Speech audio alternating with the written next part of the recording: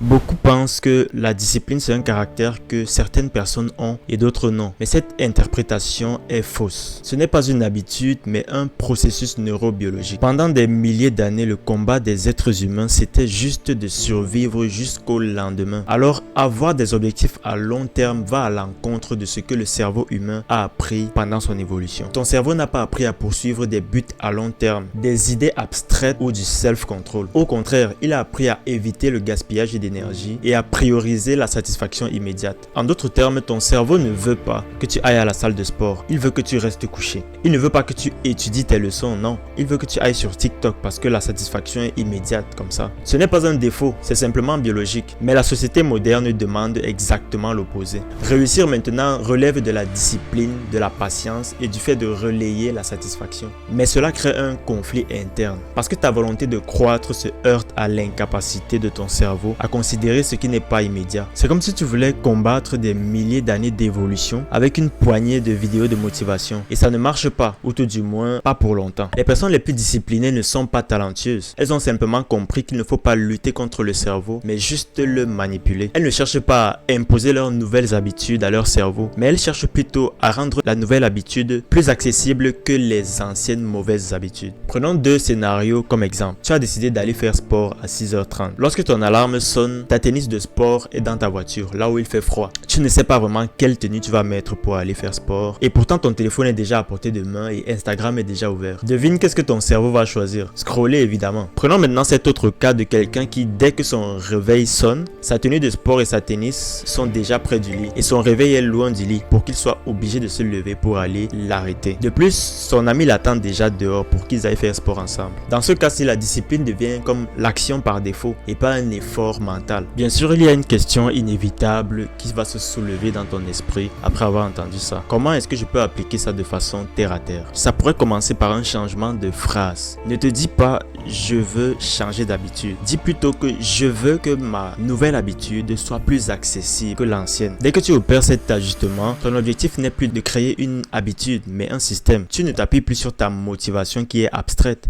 mais plutôt sur ton espace. Tu vas par exemple glisser un livre sous ton oreiller pendant que tu abandonnes ton téléphone dans l'autre pièce. Tu vas te débarrasser des jus qu'il y a dans ton frigo et tu vas boire plus d'eau. En fait, dans un environnement où la bonne façon d'agir est le plus facile, la discipline devient naturelle. Mais ce n'est pas tout, il y a encore mieux. Vu que ton objectif ce n'est pas de créer de l'élan mais de profiter de l'élan qui existe déjà en toi, tu as besoin de connecter tes nouvelles habitudes à celles qui existent déjà depuis longtemps. Chaque matin, tu te brosses les dents. Pourquoi ne pas faire 3 minutes d'étirement en même temps? Si tu as décidé d'économiser plus, pourquoi ne pas envisager d'épargner 10 $ à chaque fois que tu achètes quelque chose pour te faire plaisir? Mais tu ne dois pas le faire n'importe comment. Il est important que tu commences petit. Parce que gros efforts signifie gaspillage d'énergie pour le cerveau. En somme, ce que je veux dire, c'est que les habitudes qui s'appuient sur la motivation disparaissent dès que la fatigue s'installe. Donc, pour créer une nouvelle habitude, tu dois modifier ton environnement et associer ta nouvelle habitude à une ancienne qui est déjà automatique. Mais j'ai quelque chose d'autre à te dire. Tu n'es pas obligé